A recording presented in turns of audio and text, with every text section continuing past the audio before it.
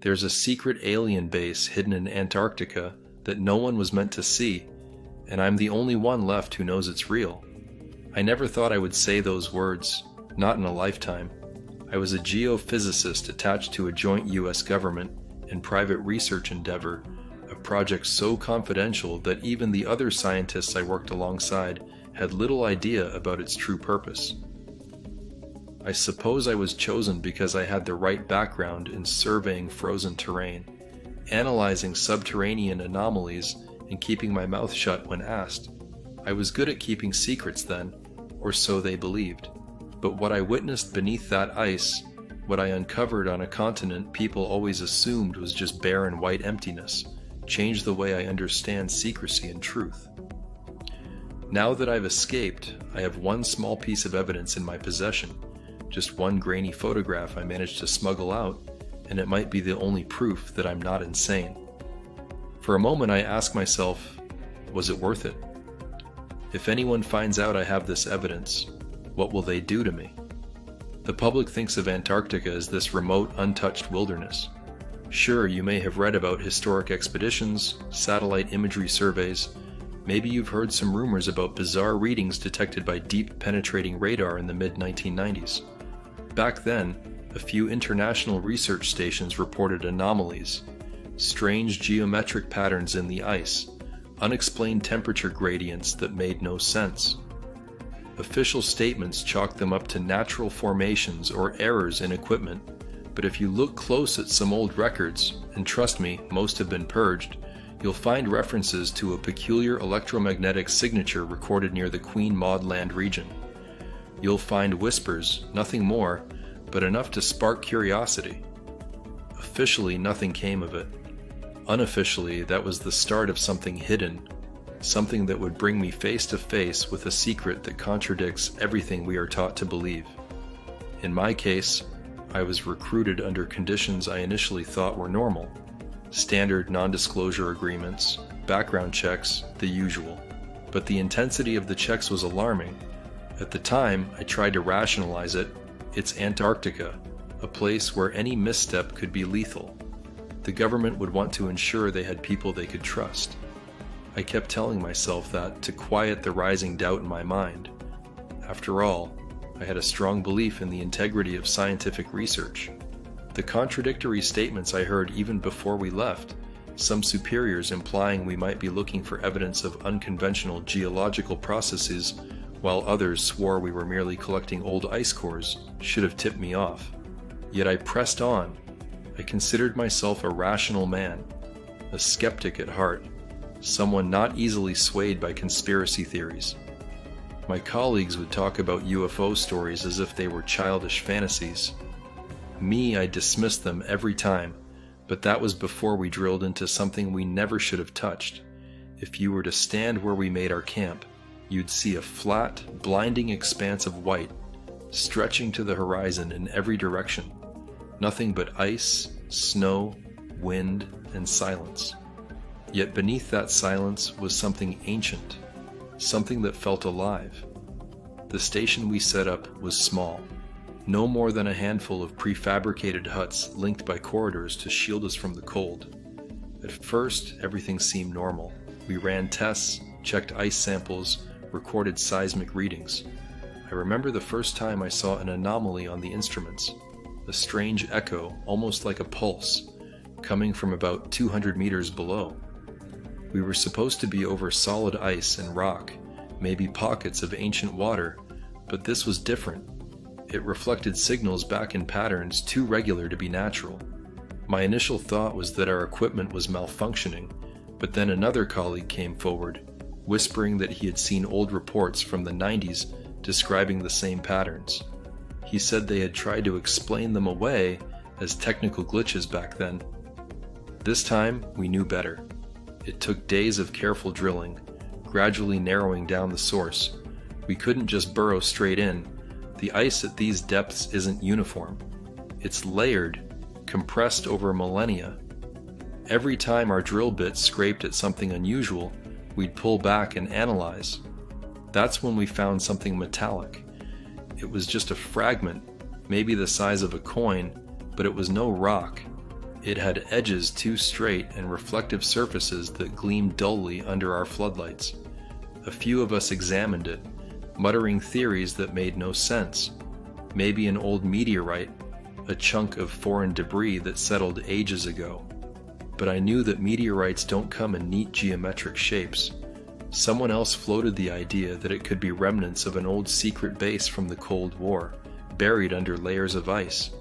Yet no one had records of any such installation, and how would something so intact survive eons hidden below? As we proceeded, the signals became clearer.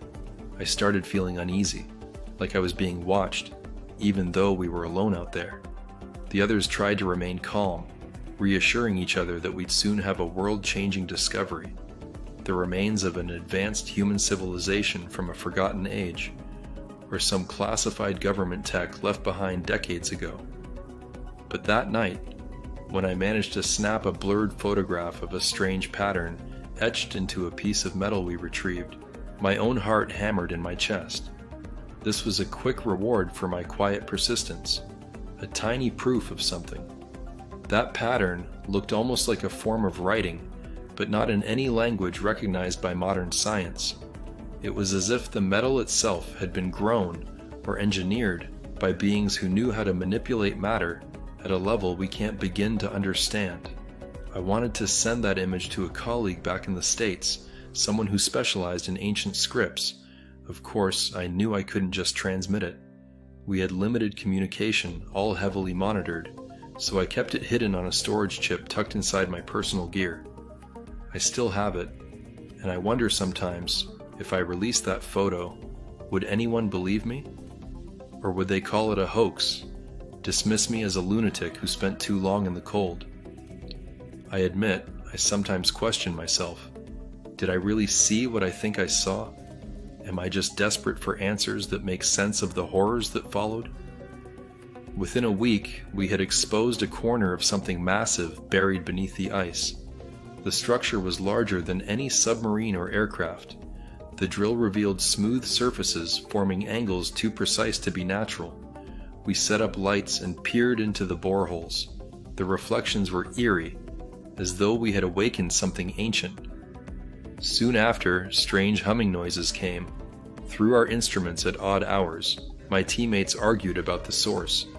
One was convinced we had stumbled on a secret government installation, long abandoned but still partially powered by who knows what. Another insisted it was extraterrestrial, a spaceship or a base from before humans even evolved. Personally, I wasn't sure what to believe, but I knew one thing for certain: this was no mere natural formation. We had heated debates out there in that lonely place, each argument layered with controversy. Some demanded we contact our superiors immediately and share our findings. Others insisted we keep it secret until we understood more. One junior researcher, trembling with excitement, kept repeating that if we made this public, it would rewrite history. Another, older and more cautious, said we'd be signing our own death warrants if we tried. I remember the tension in those cramped huts, the contradictory statements flying from person to person. It made no sense. Shouldn't we all have been united by this incredible discovery? Instead, we were fracturing, each holding a piece of a puzzle that refused to fit. At times I asked myself, if I were to run from this place right now, would anyone ever find out the truth? The official line was that we were conducting geological surveys, nothing more. But geological surveys do not produce humming metal artifacts that defy explanation. They do not cause instruments to malfunction only when you approach certain zones. They do not radiate a faint warmth under glaciers so cold that you'd expect nothing alive to survive there. At some point, I tried to rationalize it all. Could this have been some elaborate ruse, a psychological experiment run by our government to test how scientists respond under extreme conditions?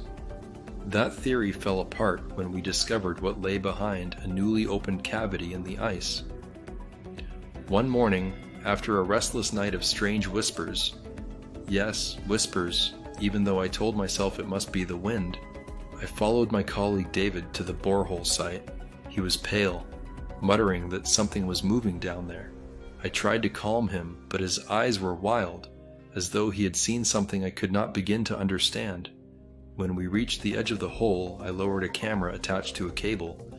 At about 150 meters, the camera's floodlight revealed a curved metallic surface, so smooth it reflected the beam like a mirror. Then something flickered across that surface, a shape or a shadow that defied immediate recognition.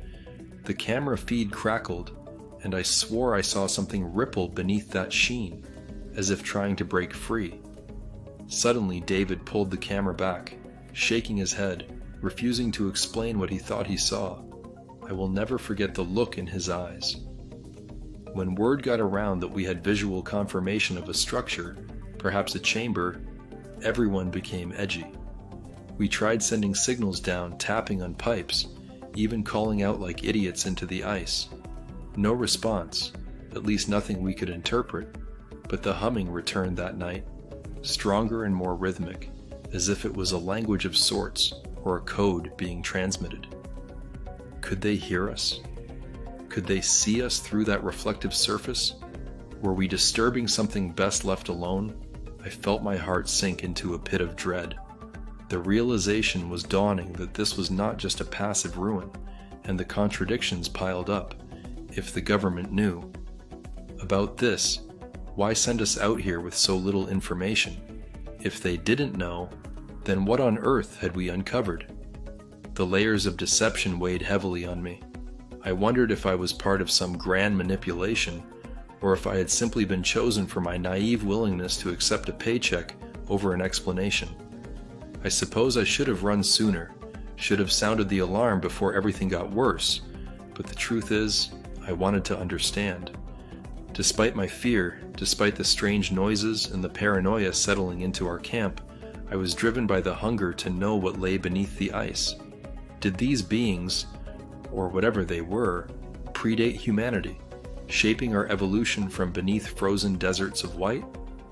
Or was I losing my mind, interpreting random data as something more sinister? Was I just desperate for meaning in an environment so hostile that a rational mind might cling to any explanation? We were on the cusp of a breakthrough, or a breakdown. Something would have to give. The air felt heavier.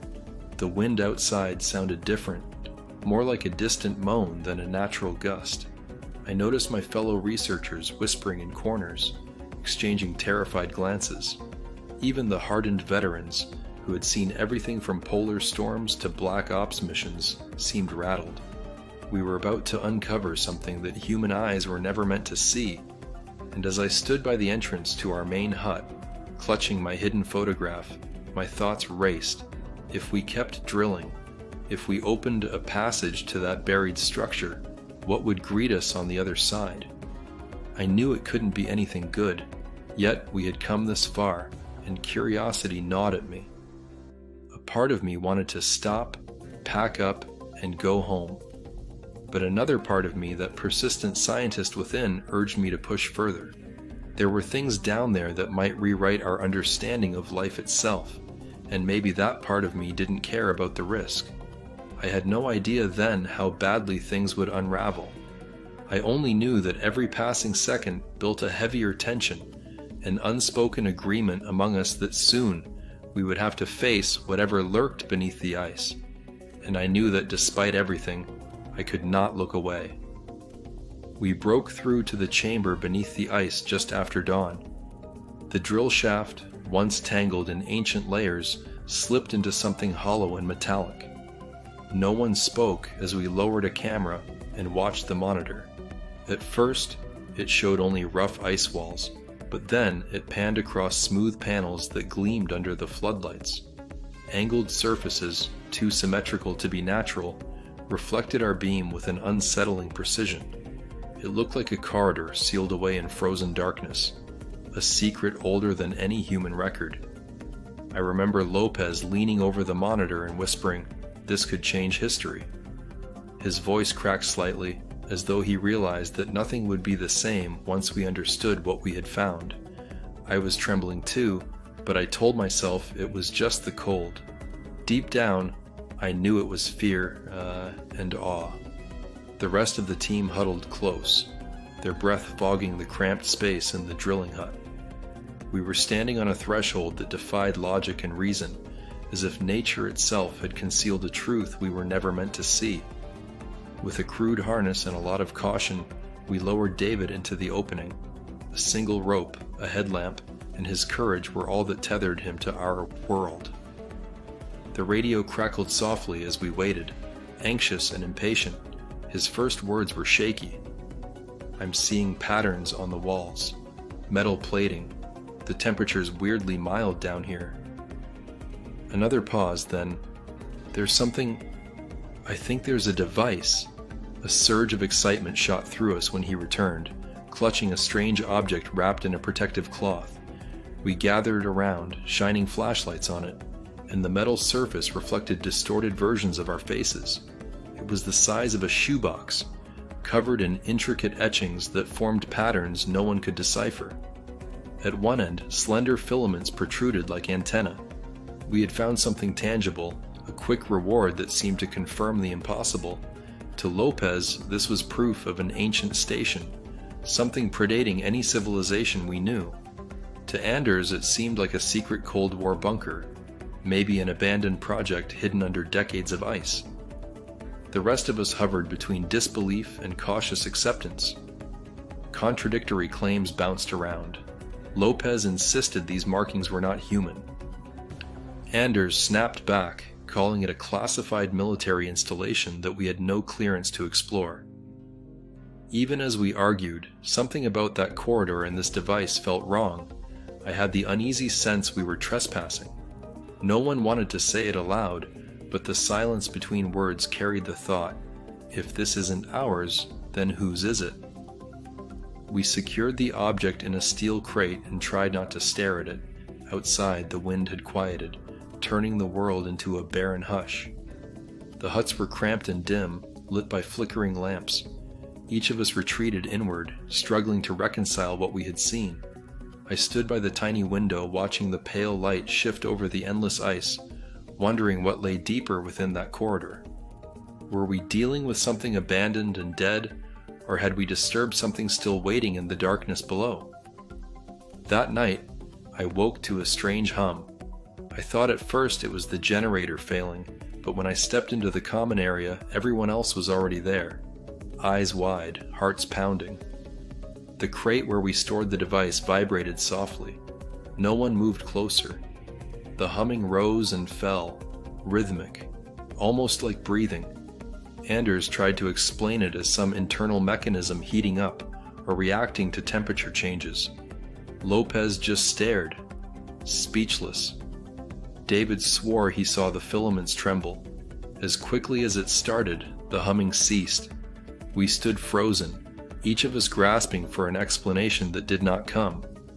After that, the atmosphere changed. Every noise, every flicker of a shadow on the ice, made us tense. The corridor beneath us seemed alive in ways we could not name. We debated our next step, but we were plagued by half-formed fears. Should we go back down and explore further, or seal the hole and forget this nightmare? I caught myself wondering if I was losing my mind, and I asked silently, if we turn our backs now, will the truth haunt us forever? Yet the device refused to stay quiet. Later that evening, as we ate in silence, we heard that hum again, fainter this time. I placed my ear against the crate and thought I heard something else, a whisper or a series of soft clicks. Each second spent near it raised more questions. Anders finally snapped, saying we were making too much of it. He paced the cramped hut, insisting that someone would come clean eventually that this was all just some hidden research site. Lopez shook his head and said softly, "I can't believe that. Look at it. Does this look human?" As their argument flared, I felt trapped between two worlds. On one hand, we had tangible proof of a structure buried beneath the ice. On the other, nothing we found fit any human blueprint. The patterns, the humming, the unnerving silence outside, all of it hinted at something else, something that did not care about our logic or our need for certainty. the more we tried to solve the puzzle, the less sense it made. That night, as I tried to sleep, I heard scraping sounds outside my hut. I thought it might be the wind shifting ice crystals, but the rhythm was too deliberate. When I ventured out, I saw strange marks near the borehole. Not footprints, nothing recognizable, just odd grooves that formed no pattern I could understand. My flashlight beam jittered across them, and I felt my stomach tighten. I rushed back inside, not daring to mention what I'd seen. Fear gnawed at me. Were we being watched, studied, or lured deeper? On the following morning, we decided to send another camera down the corridor, hoping to see more. As the cable unreeled, we caught glimpses of branching passages and faint glows that did not come from our lights. Suddenly, the feed crackled and went dark. We tried to pull the camera back up, but the cable snagged. With a jolt, the entire rig shuddered. For one frantic minute, it felt as if something down there had grasped the cable and tugged. When we finally retrieved it, the camera's casing was dented, its lens shattered. The inside smelled like burnt electronics and something else, something foul and chemical. We stood there, breathless, staring at the ruined camera. Whatever we had touched, it was not a passive relic. We had crossed a line, disturbing something that might not forgive. I caught Lopez's eye, and he looked shaken, his earlier enthusiasm drained. Anders said nothing, just clenched his jaw and backed away. In that silence, I realized we had stumbled into a mystery deeper and darker than we could handle, and it was only beginning. We spent the next morning trying to repair the damaged camera and discussing what to do next. Anders argued that we should abandon the site and report our findings, insisting the government must know something about this place. Lopez stood his ground, swearing that no human blueprint could have produced such patterns or that unsettling hum. He muttered, "If we leave now, we lose our chance to understand whatever is down there." I did not speak. I kept thinking about the corridor, the device that hummed, and the distorted whispers I thought I heard outside the hut. The tension among us grew. David paced, hands clenched, muttering that our discovery was slipping through our fingers. Some suggested sending another drone, but we had no spare equipment. Others talked about going down again, carefully this time. The air inside the hut felt stale, as if we were breathing the same anxious breath. Just as a fragile consensus began to form, maybe lower a simpler probe, gather a bit more data, something rattled the door. We froze. The wind was too calm to cause that sound. I approached, heart pounding, and opened the hatch a crack. Nothing but a white void and a strange hush. When I stepped outside, I saw footprints encircling our camp. They were shallow impressions, oddly spaced, the pattern unlike any human stride. I crouched to examine them, but the moment I did, the radio crackled inside and I heard shouting. Rushing back, I found Lopez wide-eyed, pointing at the door to the sleeping quarters. Elsa, one of the junior members, was missing. She had been there minutes ago, but now her bunk was empty. Her gear, her boots, her coat, all gone. We searched frantically. It made no sense. There was nowhere to go. If she had stepped outside, we would have heard the door, and she would have left tracks. We combed through the huts, calling her name, shining flashlights into corners and storage spaces. Silence answered us. Lopez insisted we must have missed something. Anders suggested Elsa might have gone back down the borehole out of desperation. David cursed under his breath, calling that idea insane. None of us knew what to think. How does a person vanish without a trace? As darkness fell again, we huddled together, whispering theories. Lopez suspected we had awakened something in that corridor, something that could reach out into our camp. Anders countered that maybe Elsa had discovered another exit and fled. It sounded absurd, but the fact that we had no explanation was worse. We slept fitfully, if at all. I remember waking to a faint metallic scraping outside my hut, but when I peered out, nothing stirred. It was as if the wind itself had learned how to mimic human sounds. The next morning, David found a second artifact, partially revealed by the shifting ice near the borehole. Unlike the first, this object was flatter, covered in rows of etched symbols. They were geometric and repeating, yet impossible to place in any known language. When David set it on the table, it emitted a soft pulse of light that danced across its surface. He swore it vibrated when his fingertips hovered near it. We stared, transfixed, as if expecting it to speak. None of us dared to touch it again. Voices rose in argument. Anders accused Lopez of pushing too far, of risking lives for the sake of discovery. Lopez shot back, claiming we were on the brink of understanding a non-human presence that predates our civilization. David just knelt by the table, fascinated. I felt trapped, torn between fear and a gnawing curiosity. Could these artifacts provide answers, or were they lures, drawing us deeper into a snare? I wondered again, should we have fled when we had the chance? That afternoon we tried to send a radio signal to our support station farther up the coast, hoping for rescue or at least some guidance. The radio hissed and popped, spitting out nonsense bursts. At one point we heard what sounded like Elsa's voice, faint and distorted, repeating a single syllable. But when we listened closely, the syllable meant nothing. It was just a sound, empty and hollow. Lopez swore it was interference. Anders claimed it was a trick, and I stood there feeling my stomach churn. Were we losing our grip on reality? The environment itself seemed to twist under our feet. A thin mist rose over the ice, hazing the outlines of our huts and drilling equipment. The air crackled with static that made the hair on my arms stand on end. We saw strange refractions in the ice, corridors where none existed before, shimmering mirages that vanished when approached. Once I turned a corner around the generator hut and swore I glimpsed Elsa's silhouette, standing still, facing away. I rushed toward her, shouting her name, only to find empty space and tracks that led nowhere. As evening came, Anders announced he had had enough. He packed his gear and said he would hike north to find another camp or die trying. Lopez tried to reason with him, insisting we stay together, but Anders just shook his head, muttering that he would not be claimed by whatever haunted this place. Before any of us could stop him, he stepped outside and vanished into the mist. Moments later, we rushed after him, calling his name, but found no sign he had ever left. No footprints, no silhouette on the horizon, nothing. We were alone now, just 3 of us left. Me, Lopez, and David.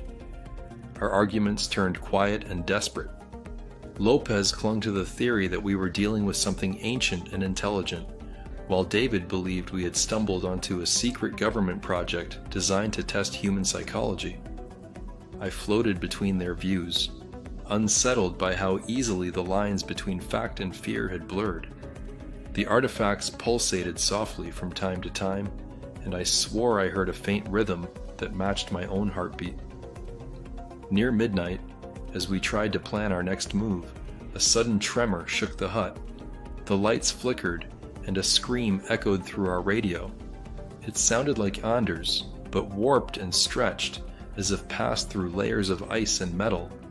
The second artifact began to glow intensely, casting twisting shadows on the walls. Something boomed underneath us, like machinery awaking after centuries of slumber. Lopez grabbed my arm, shouting that we had to seal the borehole. David stumbled toward the door, clutching his head, claiming he heard voices telling him to go deeper. We ran outside, only to find the borehole now widened, as if the ice had rearranged itself. A faint luminescence seeped up from below. The corridor was open, beckoning. As we approached, a gust of warm, stale air hit us. A hiss, more animal than mechanical, drifted from the depths. David screamed and lurched forward, disappearing into the glare. Lopez reached for him too late. I stood there, heart pounding, unsure whether to follow or flee. The ground vibrated beneath my feet, and I knew something waited below, something beyond our understanding. I stood at the rim of that gaping borehole, heart pounding, breath coming in shallow gasps. Lopez knelt beside me, shining his flashlight down into the eerie glow rising from below. We could still hear David's voice echoing somewhere in that strange chamber. He shouted words we could not understand, his screams contorted into something both desperate and eager.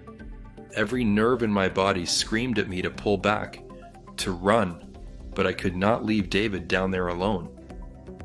Lopez looked at me, his face pale, and said, "We have to go after him." I nodded, not trusting myself to speak. We rigged a crude rope system and descended into that passage of shimmering metal and layered ice. The surface beneath my boots felt unnaturally warm, as if alive with secret currents. I followed Lopez, each step taking us deeper into a realm that defied nature. The hum we had heard before was louder here, resonating in my bones. My flashlight revealed corroded walls laced with intricate patterns, lines that might have been writing. The corridor opened into a cavernous space, a chamber with towering shapes that reflected our beams in distorted silhouettes. What we saw took the breath from my lungs. Row after row of massive dark figures stood encased in some kind of crystalline shell. They were tall, too tall to be human, their limbs elongated, their heads crowned with strange crests. Their bodies shimmered within these translucent coverings, as if caught between sleep and waking. The artifacts we had found now made sense, fragments of a greater design. The beings were arranged in perfect lines, stretching out of sight. This was not a random structure under the ice, nor was it some old military bunker. We were looking at beings that predated us, creatures that might have shaped our existence before we ever crawled from the darkness of our origins. Lopez whispered, "My God, do you realize what this means?" And I said nothing, because I could not form the words. Somewhere ahead we heard David's voice echo. It sounded distant, hollow, as if he were calling through centuries of stillness. We followed that voice, stepping carefully among cables and conduits half buried in ice. Occasionally we passed strange machines that pulsed with faint light. They reminded me of hearts beating in slow motion, or lungs inhaling a silent, frozen air. We turned a corner and found David staring up at one of these towering forms, tears streaming down his face. He held one of the artifacts aloft, its surface glowing in response to the presence of these beings. I tried to approach him, but he raised his free hand, shaking his head. "Do you see them?" he asked, voice trembling. "They have always been here. Before us.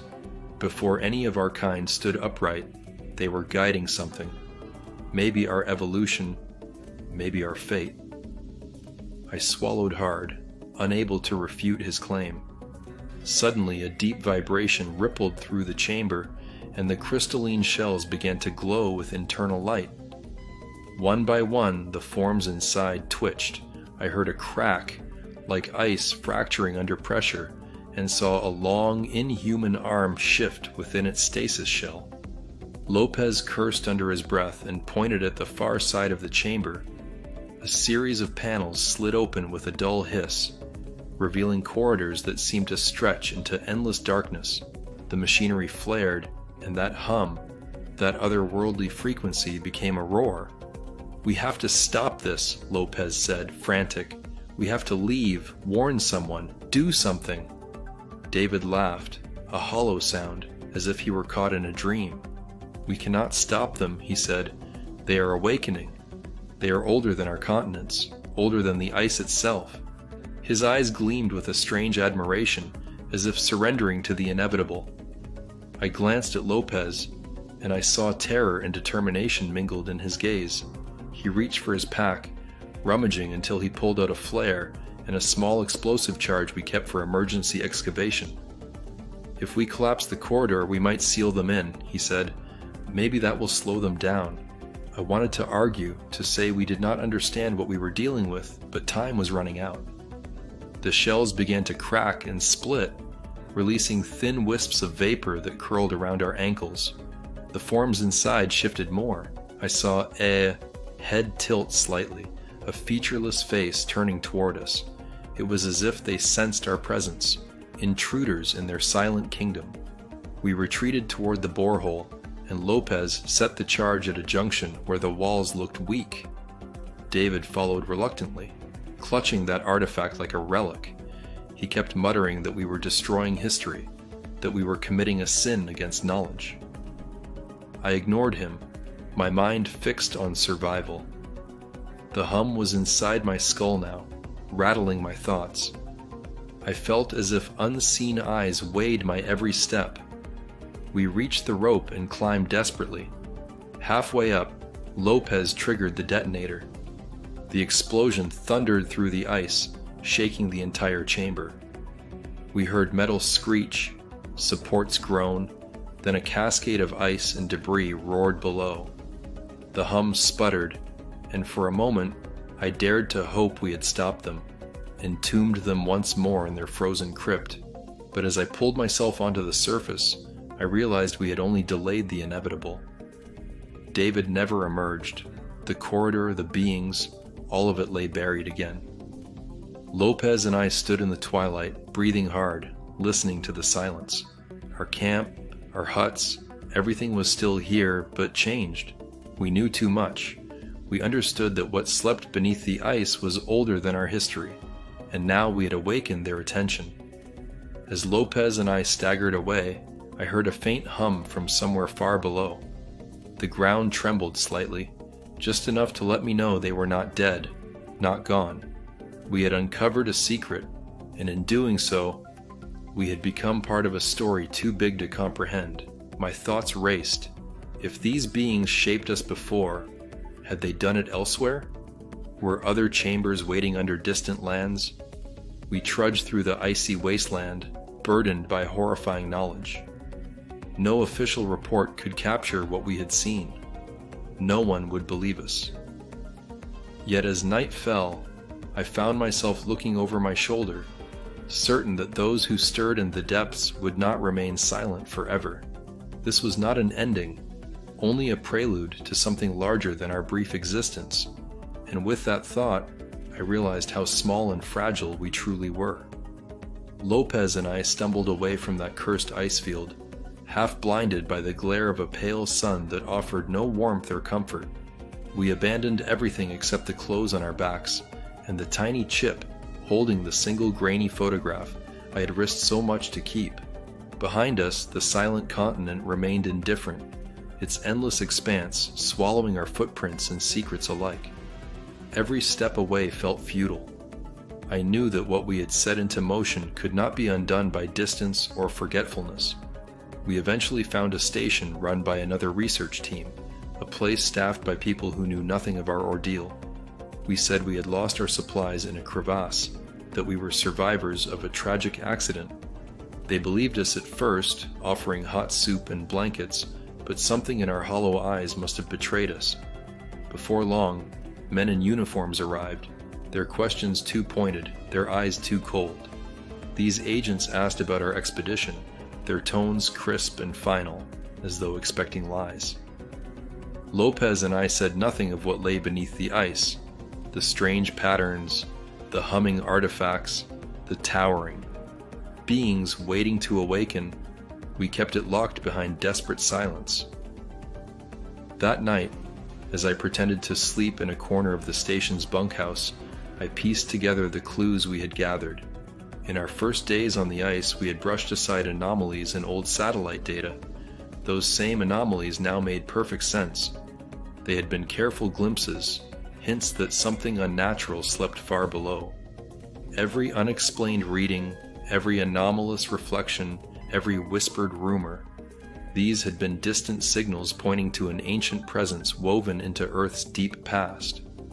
I remembered the strange metal fragments, the patterns that did not match any human language, the corridors humming with secret life.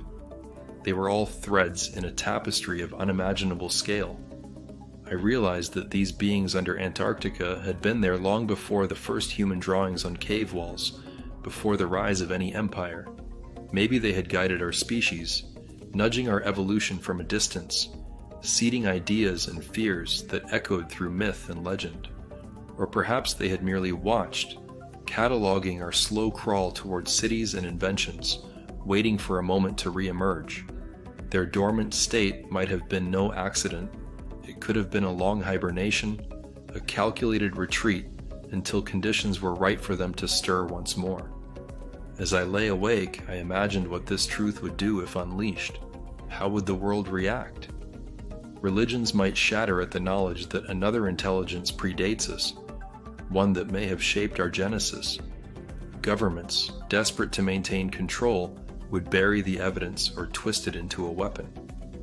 Fear would spread through the population like a fever, challenging the foundations of everything we know.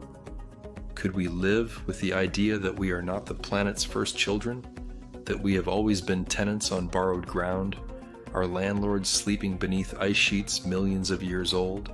Lopez was quiet in the days that followed. I caught him staring at the horizon, shoulders hunched, eyes distant. I knew he was wrestling with the same questions that haunted me. We had survived, but for what purpose? To carry this terrible secret back into a world not ready to understand it. I was certain that if we tried to go public, we would vanish as surely as Elsa and David had. If we remained silent, we became accomplices to a cosmic deception. Was there any safe path forward? Just before we were escorted onto a plane home, one of the agents approached me, his voice low and controlled. He warned me that what I believed I saw was nothing but a delusion brought on by stress and isolation. He claimed that no one would ever believe our stories. He suggested, with a hardness in his eyes, that I forget everything for my own sake. I nodded mutely, knowing that I carried proof hidden in a secret pocket. The photograph was blurred and imperfect, but to me, it was undeniable. Yet who would trust a single image over the words of officials backed by powerful interests? On the flight, as clouds drifted below us and endless white gave way to dark oceans, I realized that this was not an ending. Our discovery was only a piece of something larger, an echo of countless other sites hidden around the world. If such a base lay in Antarctica, why not elsewhere? Beneath deserts, deep in jungles, under the continental shelves, perhaps the very foundations of human. History concealed the fingerprints of these beings.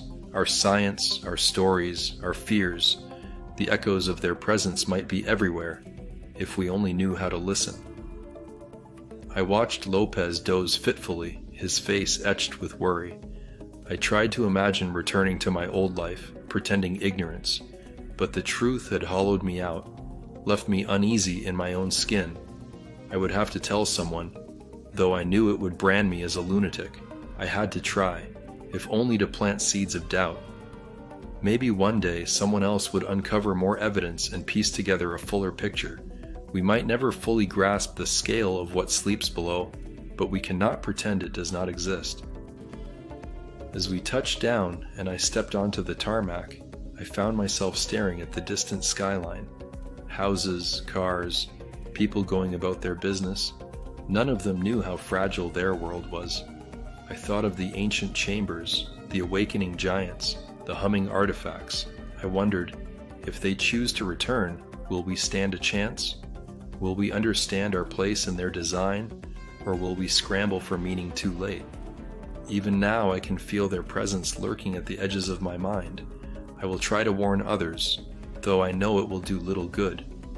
The powerful will dismiss me, the public will laugh, and the truth will remain buried like fossils waiting for the right moment to surface. But I must try. If this is what sleeps beneath Antarctica, what else lies buried in our world, unseen and older than we dare imagine? Hello, agents. Curious about the most famous and shocking UFO cases? My new ebook uncovers 51 encounters the government tried to hide. Find it in the pinned comment. And if you enjoyed these stories, make sure to subscribe, and there's another one waiting for you right here.